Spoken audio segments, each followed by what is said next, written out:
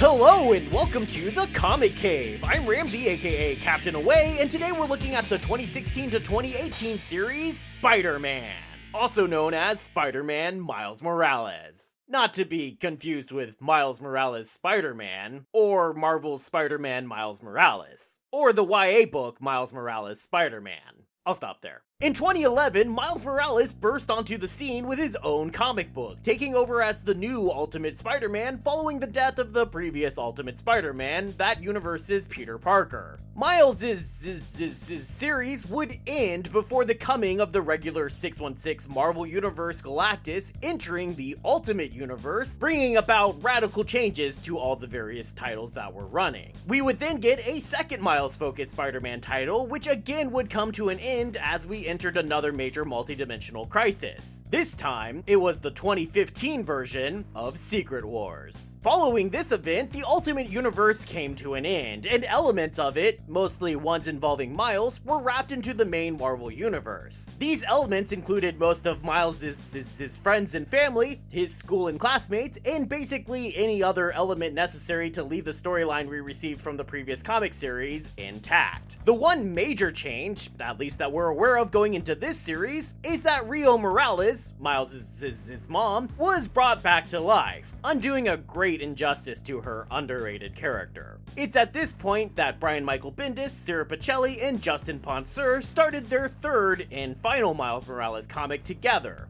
before Bendis would turn traitor and join the dreaded competition, and before Ponsor sadly passed away. So let's see just how well Miles adjusts to life in the main Marvel Universe, and take this away.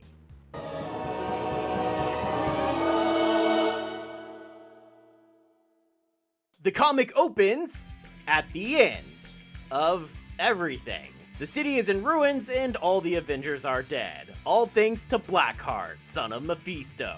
And the last standing superhero is Spider-Man. But not just any Spider-Man, Miles Morales Spider-Man.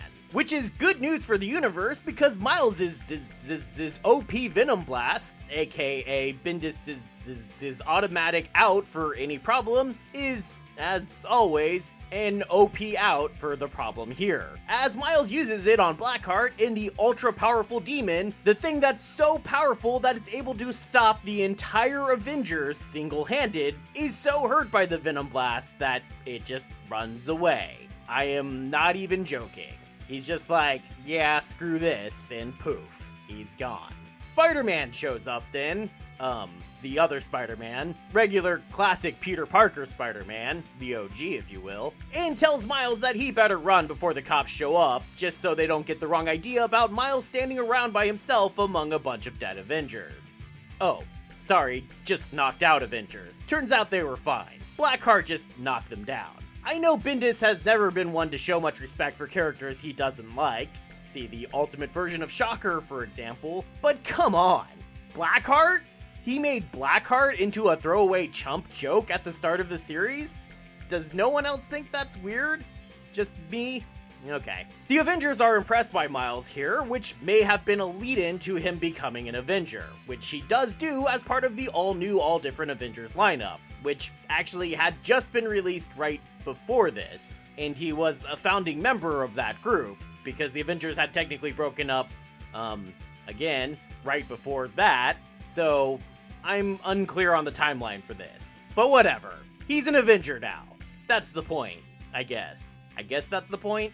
Also, I feel like that's a super awkward reference to Iron Man's Demon in a Bottle arc. Also kinda breaks the fourth wall, but anyway, most of the rest of the comic is focused on Miles adjusting to life on his new Earth, particularly in facing those old Peter Parker troubles of balancing his superhero life with his regular life. He's shown striking out with girls for missing dates thanks to fighting bad guys, and his grades are starting to slip. Something his mom is particularly unhappy about, even though his dad is a bit dismissive of the problem.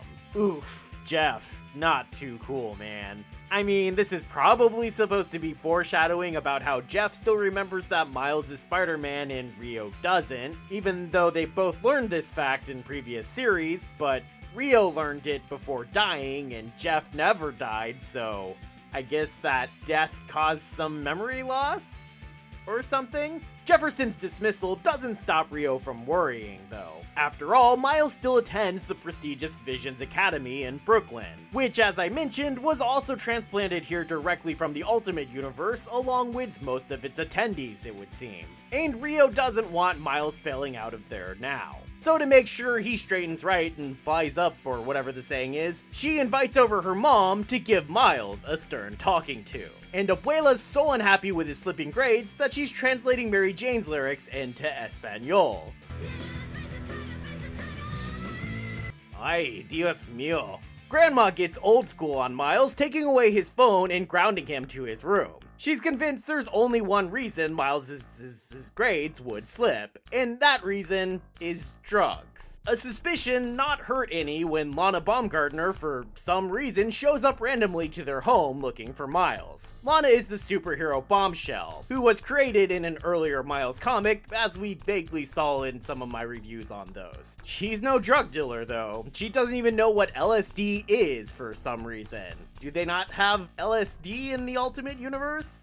That would be weird. Somebody warned that girl about Kool-Aid. Grandma Morales only becomes more convinced that Miles is on drugs as time goes on, and even decides to hire a private investigator to prove it. And can ya guess who she hires? Oh look, it's Jessica Jones! Jewel in a book written by Bendis?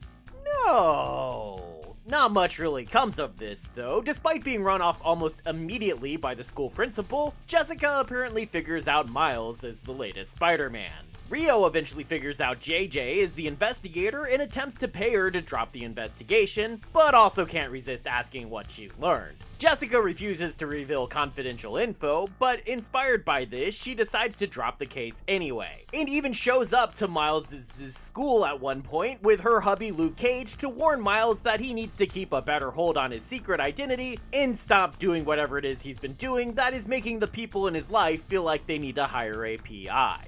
I mean, this all could have probably been avoided if Jeff had just taken his wife a little bit more seriously, but, you know, can't go blaming him for this, obviously. Speaking of characters that Bendis created, Miles gets a new classmate when Fabio Medina joins their school. You might know him as the former X-Man, Goldballs. Nobody's favorite. Oh, Genki's favorite? Sure. Keep trying, Bendis. Maybe you'll eventually be able to convince people to like a character you literally named Gold Balls. Genki is so excited about Gold Balls, which is a sentence I just said, that he just ups and blurts Miles' secret identity of Spider-Man to Fabio, which is pretty uncool there, Genki. Miles is so angry about it that he heads out into the city as Spider-Man, where he immediately comes under attack by some missiles. It seems Black Cat, who is in the middle of one of her most villainous periods, is attempting to build up a criminal empire, and to do so allies with Hammerhead with the specific plan of taking out Spider-Man. She doesn't even care which Spider-Man, which is why it's Miles that comes under attack from them. He's unable to escape the rockets, ending up with him being knocked out and kidnapped by Hammerhead. Hammy and Felicia then unmask Miles, but are unable to determine his identity, probably due to the fact that he doesn't technically exist in this reality. This may also have been a bit of foreshadowing of Spider-Man 2, where we learn that the Miles Morales of the 616 universe had every trace of his identity completely erased, and this Miles may have benefited from that erasure. Miles uses his super OP Mega Venom Blast to knock out his kidnappers and get the upper hand on them, webbing them up and leaving them for the cops. All except for Black Cat, who gets away. Before anything else can really happen, the second superhuman civil war breaks out. This is its own event, so I'll cover it in greater detail eventually, I'm sure. But Miles is pretty directly involved in the event. The whole ordeal revolves around a new Inhuman named Ulysses, whose ability is to see the future, and the Carol Danvers Captain Marvel wanting to use that ability to stop crimes before they can happen. Iron Man is concerned that this is profiling, because that definitely seems like something Tony Stark would be worried about, and even bounces that idea off of Miles, though Miles doesn't really give any thoughts on that himself. Most of the visions of the future are catastrophic though, usually involving lots of death, like the Hulk killing all the Avengers, or, in the climax of events for this series, Miles killing Captain America. Miles, of course, doesn't kill Cap, but the little war comes to an end when Tony Stark is grievously injured. As part of the fallout from that, the younger members of the Avengers, Miles, Nova, and Miss Marvel, will begin a new team of their own called the Champions, unrelated to the original West Coast team that used the same name. They won't get into that in this series, though. Instead, we move on to a crossover with Spider-Gwen as Jefferson Davis, Miles' his dad, goes missing. If you remember from the previous Miles series, Jeff had been revealed to be a secret agent for S.H.I.E.L.D. in his past before marrying Rio. And following that event earlier where Miles was kidnapped by Hammerhead, Jeff agrees to rejoin S.H.I.E.L.D. as long as they promise to protect Miles. Similar to what work we've seen Jeff do before, he's sent undercover to Earth-65, the home universe of Spider-Gwen. Because the Jefferson Davis there is that world's version of the Scorpion, which in this case just means he's a bad guy who auctions off villain equipment stolen from the 616 universe. Stolen by Silk, that evil organization run by evil Cindy Moon from Gwen's universe. It's a whole thing. I'm sure I'll cover this crossover in greater detail as well at some future point, since it has its own collection. When they get back from their interdimensional travels, they find that Rio has figured out what's going on with them. Unable to bear that they've both been lying to her, she runs out on them. Miles doesn't handle this well either, letting some of his rage out on a purse snatcher. He initially stops the thief as he grabs the purse, but while the woman he was stealing from thanks Miles, the thief runs away. Miles tracks the man down to a bar and ends up beating the crap out of pretty much everyone in the bar before he even realizes he's done it. Not long after that, Bombshell attempts to mimic Screwball with some live-streaming superhero antics. This brings her face to face with Hammerhead, who breaks her so bad with his metal head that she ends up in the hospital. As soon as he learns this, Miles tracks down Hammerhead and attacks him head on. Get it? Head on? Yeah, I'm sorry. The fight doesn't go much better for Miles, but Genki and Goldballs, who became their roommate after Genki revealed that Miles was Spider-Man, realizes what Miles is up to and follow him.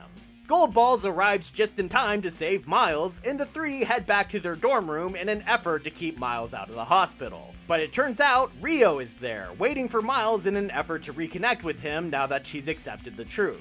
And they would have known she was there if they had listened to Judge. Why are you guys such assholes to Judge? He's been nothing but good to you guys. I'm gonna say it. Judge is the real hero of these stories.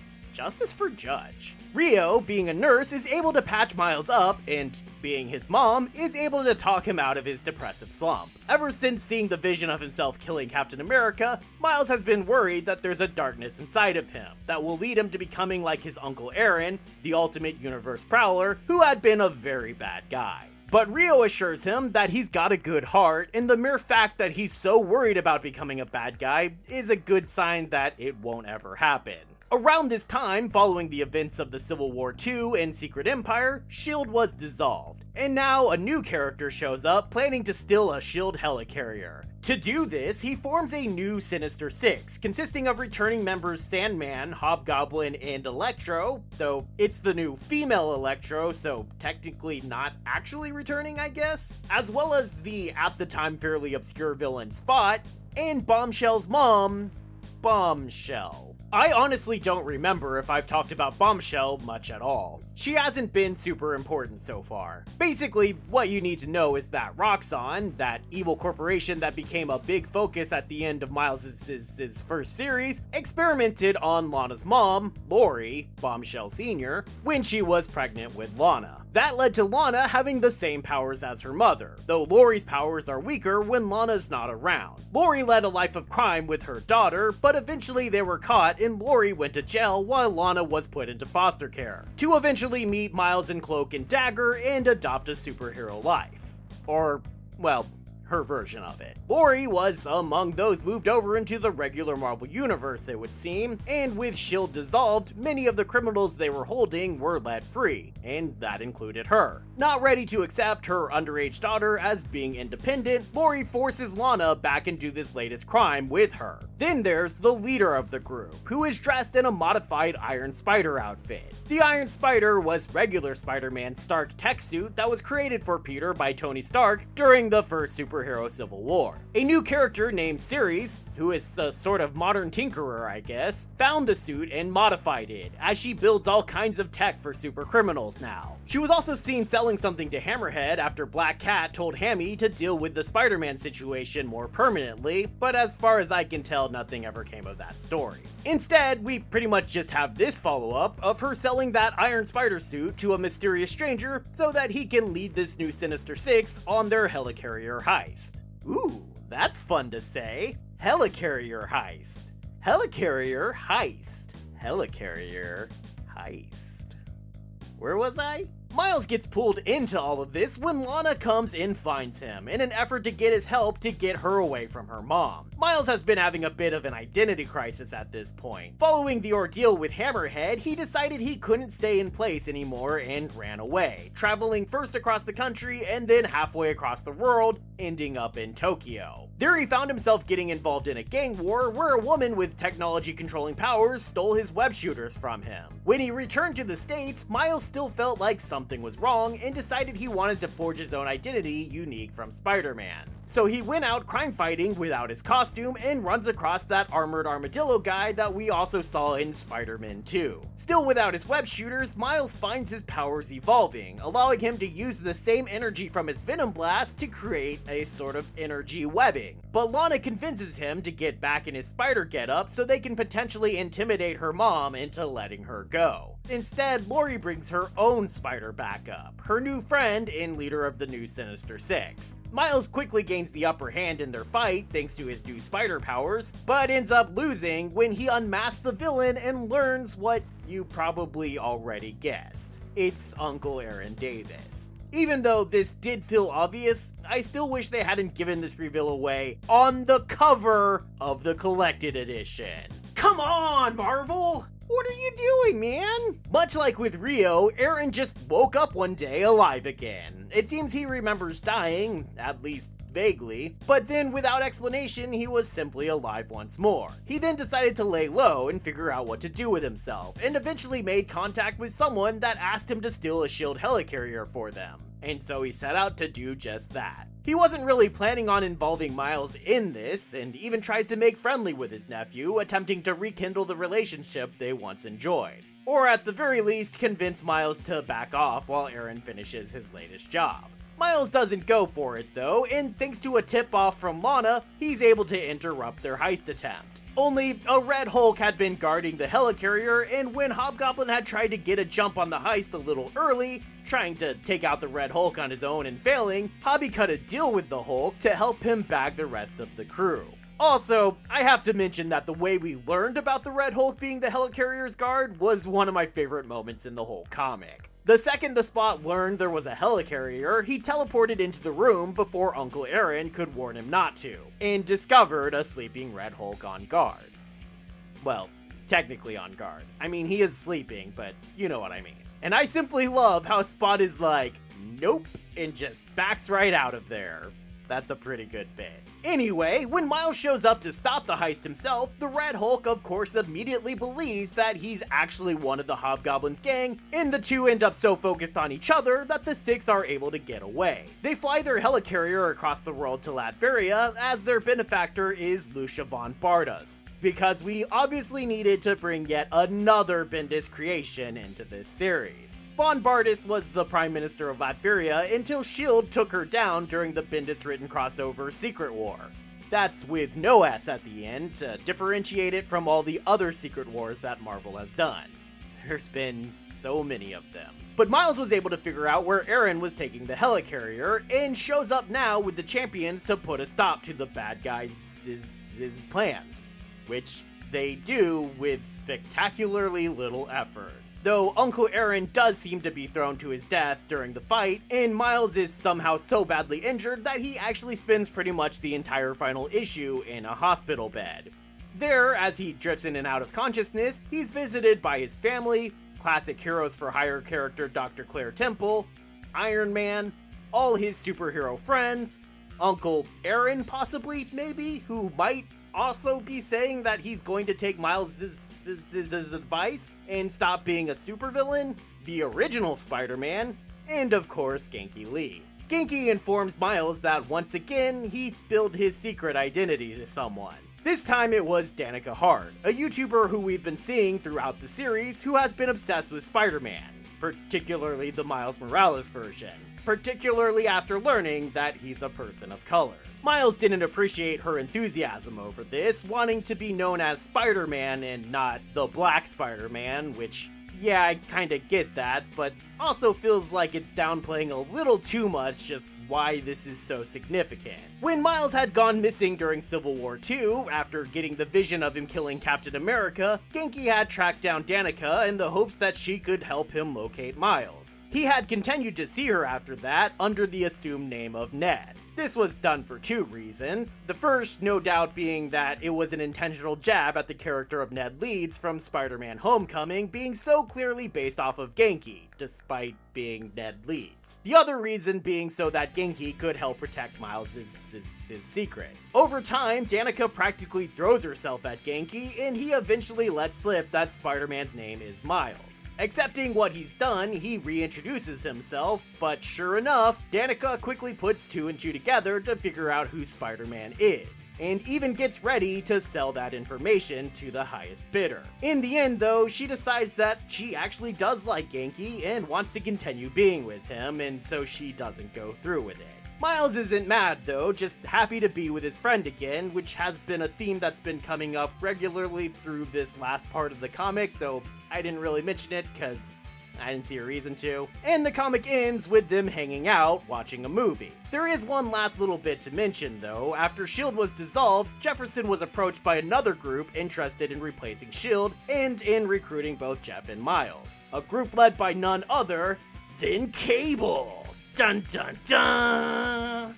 Rio is a bit more savvy though and realizes Cable isn't the one really running things. And she's right, though we don't see who the real man in charge is in this series. That's revealed during Bendis' his run on Iron Man, and then, as I understand, goes absolutely nowhere and nobody ever does anything with this.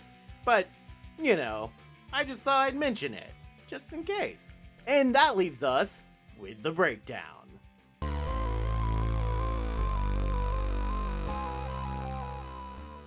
Like with all Bendis-written Miles Morales books, this is pretty good. I like that he spends a lot of time focusing on the side characters for this story. We get so much of Miles' friends and family that I almost found it difficult to cover the main plot of the series, because the main plot ended up being kind of secondary, which I think is honestly kind of a good thing. One of the best parts of classic Spider-Man has always been the characters surrounding him and how much he wants to be a part of that life just as much as he wants to be a superhero. And sometimes a lot more than he wants to be a superhero. And Bendis really went all in on that same theme here for Miles, and I think it works. It's a bit of a shame that pretty much the entire middle section is a bit lost to crossovers, but Bendis still found a way to focus those on how they were affecting the people in Miles' life instead of just the superhero antics of it all. I don't care too much for how it feels like he was trying to make this series his own little Bendis-verse, taking us through a ringer of characters he's created, especially since I don't really care that much about Bombshell or Goldballs personally, who get a lot of page time in this series, but honestly, it's not like they ruined the book. And the art from all the various artists throughout the series is pretty solid. I mean, I've said multiple times in previous reviews that I really like the team of Pacelli and Ponseur. All that said, I do find the book still a bit underwhelming. It does get to feel a little too unfocused, and like the main plot is a little too washed away for the other stuff going on, for it to really be able to sink its hooks into you and give you a reason to keep going. So what that means is I'll be giving this series a recommendation level of medium. If you're reading all the Miles Morales comics, there's absolutely no reason to skip this one. It's entirely solid. I just don't know that I can honestly say that anything else about it stands out enough for anyone else to have much reason to pick it up. The collected edition gets 2 gold balls and 2 Miles Spider logos. That's of course moving from bad to good, and that's right. I'm saying gold balls are a bad thing. I'm regretting so many things about this video. Anyway, that breaks down like this. The first volume has only 5 issues and no bonuses whatsoever. Volume 2 ups the game a little, now going to 6 issues, a single bonus cover, and some pretty cool art process pages. Volume 3 is 7 issues, but only a single alternate cover as a bonus. Volume 4 is also 7 issues, a very long goodbye from Bendis, and a few bonus covers. Issues 12 through 14 aren't collected here, only collected in the Spider-Man Spider-Gwen crossover collection, which is a little annoying, honestly. They definitely weren't pulling out all the stops for these collections. Thanks everybody for watching, and I hope you enjoyed this video. Sorry I got so little posted this February, things were just not working out for me here. I'm trying to get more regular updates going this year, so that's a big goal for me. I'll probably be getting back to DC in the New 52 for a bit, and then hope to spend the summer covering more Marvel. So if you're excited about any of that, or you did enjoy this video, then be sure to hit the like and subscribe and be notified and leave a comment and all that stuff so you can help the channel out, and you can help yourself to be sure to be here next time, and I hope to see you then, right here, in the Comic Cave.